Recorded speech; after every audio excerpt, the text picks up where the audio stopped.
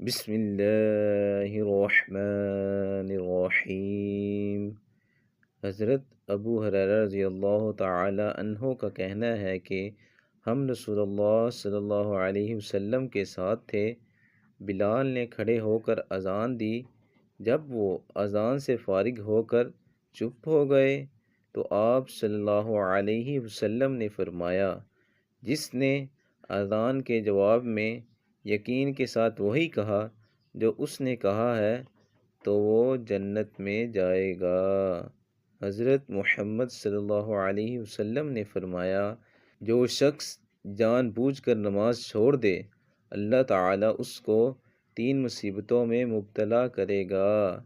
Number 1، اس کے چہرے کا نور ختم ہو جائے گا۔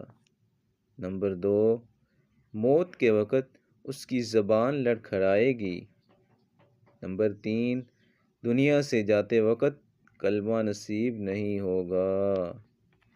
دوستو، اللہ تعالی ہمیں ان احادیث مبارکہ پر عمل کرنے اور اپنی زندگیوں کو سنوارنے کی توفیق عطا فرمائے۔